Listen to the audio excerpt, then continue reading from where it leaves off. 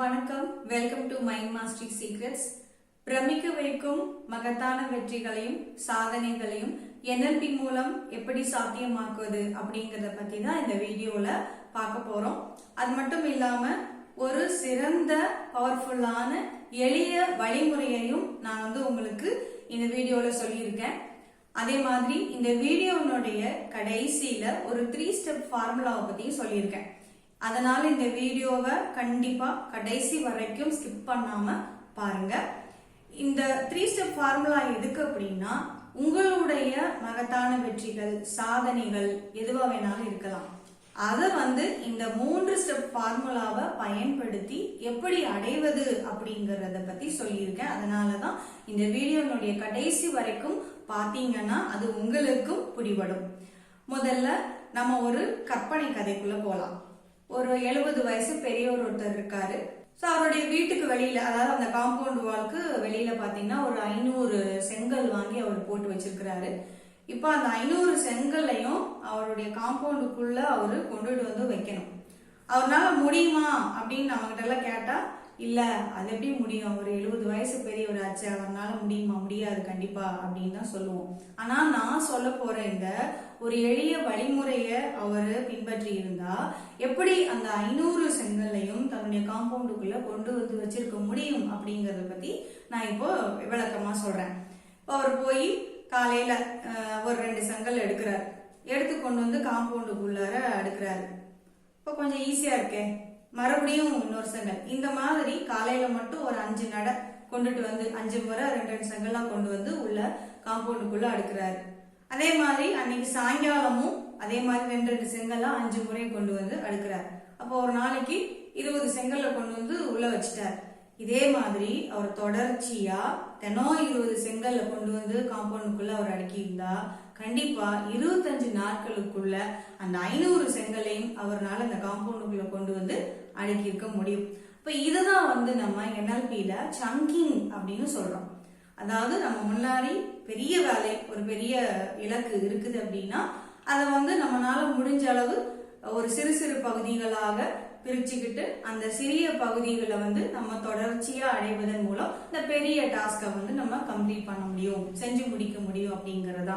அதே மாதிரிதான் அந்த பெரியவர் என்ன பண்ணிருக்காரு, தன்னால முடிஞ்ச அளவு 2 செங்கலா ஒரு நாளைக்கு 20 செங்கல்ல கொண்டு அடுக்கி அதை தொடர்ச்சியா சிறிய சிறிய வேலையா தொடர்ச்சியா செஞ்சுக்கிட்டே 25 நாட்களுக்குள்ள அந்த 500 செங்கல்லையும் காம்பவுண்டுக்குள்ள கொண்டு அடுக்கி இருக்காரு. இப்போ இதே மாதிரி ஒரு உண்மை கதைய பார்க்கலாம். இது ஒரு கற்பனை கதை தான் நான் சொன்னது. இப்போ ஒரு உண்மை கதையை நம்ம பார்க்கலாம். ஒருத்தர் தங்கிட்ட வெறும் $1600 தான் இருக்கு. அத அவர் ஸ்டாக் மார்க்கெட்ல ட்ரேட் பண்ணி $350 மில்லியன் சம்பாதிக்கிறார். இது சாதாரண விஷயம் கிடையாது, அசாதாரணமான ஒரு சம்பாத்தியம். அதை அவரு செஞ்சு முடிச்சிருக்கிறார். அவர் யார் அப்படின்னு பாத்தீங்கன்னா, அவர் பேரு ரிச்சர்ட் டென்னிஸ். இவர் அவர்கிட்ட வெறும் $1600 தான் இருக்கு. அந்த $1600க்கு எவ்வளவு ப்ராஃபிட் எடுக்க முடியுமோ அதை எடுத்து அதை அடுத்தடுத்து ஒரு டாஸ்கா தொடர்ச்சியா அடுத்தடுத்து ப்ராஃபிட் பண்ணி $350 மில்லியன் சம்பாதிச்சிருக்கிறார். இதுக்கு அவர் எடுத்துக்கிட்ட கால அளவு வெறும் 6 வருஷங்கள் மட்டும்தான்.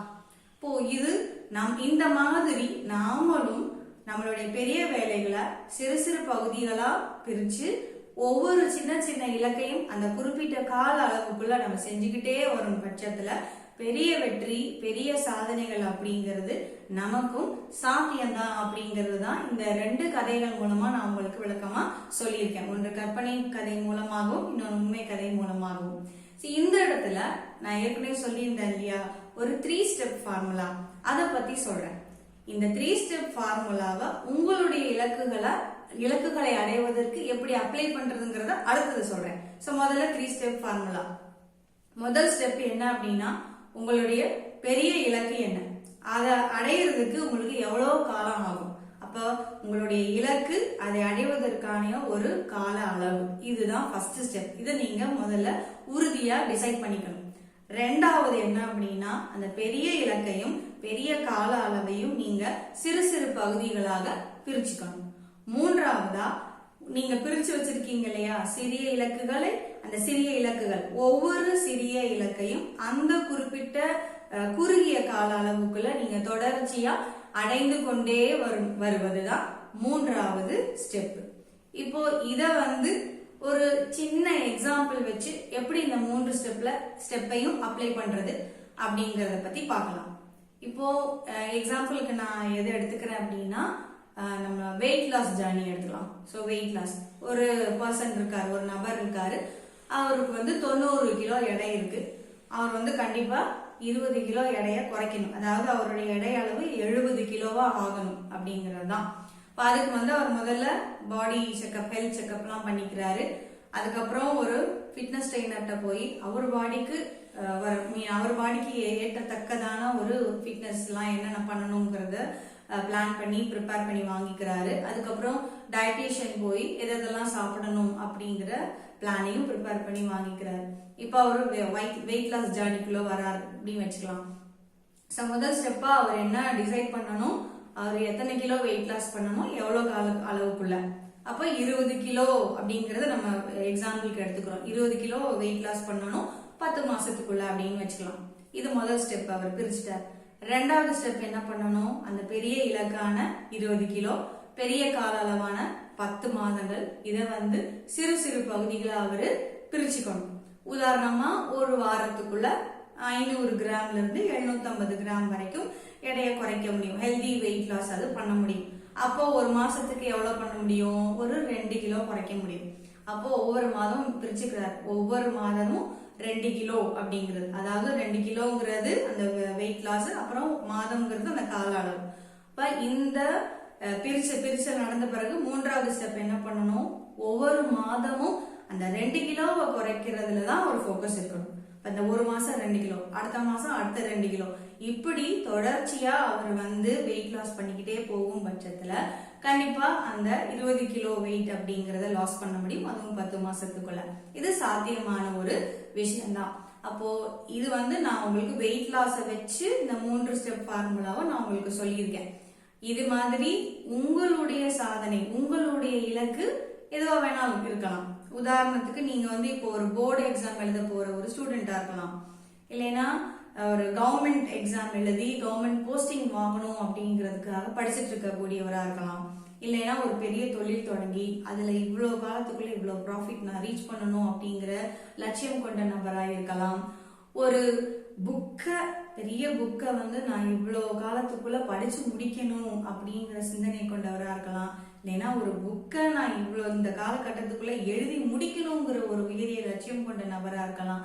இப்படி உங்களுடைய லட்சியமும் உங்களுடைய சாதனை, பெரிய வெற்றிகள் எதுவா வேணாலும் இருக்கலாம். அத நான் சொன்ன இந்த 3 ஸ்டெப் ஃபார்முலாவை பயன்படுத்தி நீங்க அடைய முடியும் அப்படிங்கறது, அது உங்களால சாத்தியம் அப்படிங்கறத நான் இந்த கற்பனை கதை மூலமாகவும் உண்மை கதை மூலமாகவும் எளிய ஒரு உதாரணத்தின் மூலமாகவும் உங்களுக்கு ரொம்ப விளக்கமா எக்ஸ்பிளைன் பண்ணியிருக்கிறேன். இத நீங்க கண்டிப்பா ஃபாலோ பண்ணுங்க. உங்களுடைய லட்சியம் என்ன, அதற்கான காலகட்டம் என்ன அப்படிங்கறத தீர்மானிச்சுட்டு இந்த 3 ஸ்டெப் ஃபார்முலாவை அப்ளை பண்ணி உங்களுடைய லட்சியத்தை அடைய வாழ்த்துக்கள். கண்டிப்பா இந்த வீடியோ உங்களுக்கும் யூஸ்ஃபுல்லா இருந்திருக்கும். உங்களுடைய நண்பர்களுக்கும் உறவினர்களுக்கும் ஷேர் பண்ணுங்க. மைண்ட் மாஸ்டரி சீக்ரெட்ஸ் இந்த சேனலை வாட்ச் பண்றதுக்கு ரொம்ப நன்றி. உங்களுடைய நண்பர்களுக்கும் உங்களுடைய உறவினர்களுக்கும் சொல்லி இதை சப்ஸ்கிரைப் பண்ண சொல்லுங்க. நீங்களும் சேனலை சப்ஸ்கிரைப் பண்ணிக்கோங்க. மீண்டும் இது மாதிரி மிகவும் பயனுள்ள தகவல்களோடு உங்களை அடுத்த வீடியோல சந்திக்கிறேன். நன்றி, வணக்கம்.